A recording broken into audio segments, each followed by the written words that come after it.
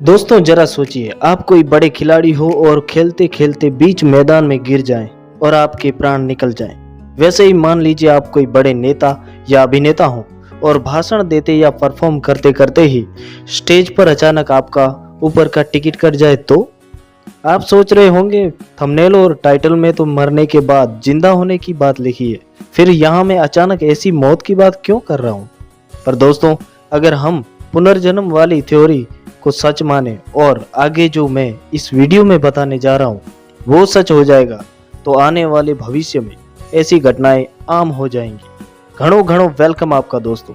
आज माही की बात में जो खबर आपको दिखाने वाला हूँ उसे सुनते ही आपके कान खड़े हो जाएंगे। जब से इस पृथ्वी पर जीवन का अस्तित्व आया है तब से एक मौत ही ऐसी चीज है जिस पर हम इंसानों का काबू नहीं है। और किसी चीज पर अगर ना हो तो आप कमेंट करके बता देना। दोस्तों, जर्मनी की एक कंपनी ने मौत पर जीत पाने का दावा किया है। सुनने में ये हमारे पड़ोसियों के हमसे युद्ध जीतने के दावों जैसा ही लगता है, पर इतना ही नहीं, कंपनी ने तो 2 करोड़ रुपए में मरे हुए इंसान को फिर से जिंदा करने का दावा किया है। अगर आपको भी कहा जाए कि आपका पुनर्जन्म यानी रीबर्थ हो सकता है तो आपको इसमें हैरान होने की कोई बात नहीं, क्योंकि जर्मनी की एक नई स्टार्टअप कंपनी का दावा है कि उसके पास मौत को मात देने का एक बेहद कारगर तरीका खोज निकाला है। जर्मनी की ये कंपनी क्रायो प्रिजर्वेशन सर्विसेज दे रही है। इस सर्विस में इस बात का वादा किया जाता है कि भविष्य में जब टेक्नोलॉजी आगे बढ़ेगी तो फ्रीज लाशों को फिर से जीवित किया जा सकेगा। ये कंपनी शरीर को फ्रीज करने के लिए 1 करोड़ 80 लाख रुपए तक और दिमाग को फ्रीज करने के लिए 67 लाख रुपए का चार्ज करती है। मैं ये सोच रहा था, अगर इन्होंने वादा नहीं निभाया तो इनसे सवाल कौन करेगा, हमारा खुला हुआ खोपड़ा।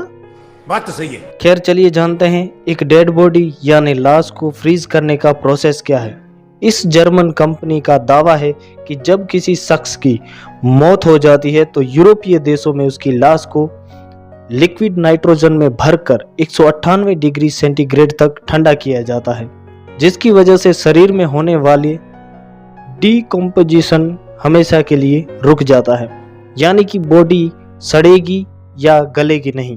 इस प्रोसेस को बायोस्टैटिस कहा जाता है। अब आपके दिमाग में ये सवाल जरूर आया होगा कि इस प्रोसेस को फॉलो कैसे करते होंगे। तो आपको बता दूं कि यूरोप के शहरों में इंसानों की मौत के बाद एम्बुलेंस डेड बॉडी को स्विट्जरलैंड के मेन सेंटर तक ले जाती है।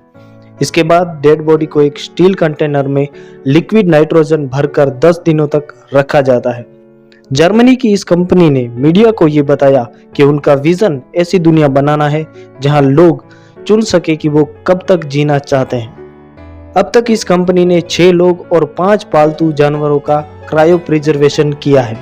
650 से भी ज्यादा लोगों ने इस सर्विस के लिए पेमेंट किया है और अपनी बॉडी को फ्रीज किए जाने का इंतजार कर रहे हैं। अगर हम पुनर्जन्म की थ्योरी के हिसाब से देखें तो मौत के बाद हमें नया जन्म और शरीर मिलता है, लेकिन इस प्रक्रिया के हिसाब से तो हमें पुराने शरीर में जाने के लिए नए शरीर को तो छोड़ना ही होगा।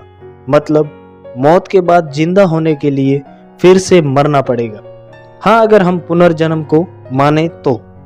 वैसे बड़े बुजुर्गों ने सही कहा है, कुदरत से कभी खिलवाड़ नहीं करना चाहिए, पर हम इंसान अपनी महत्वाकांक्षाओं को असीमित धारणाओं के बाहर ले जाना चाहते हैं। यही चलता आया है और यही चलता रहेगा। मिलते हैं दोस्तों अगले वीडियो में।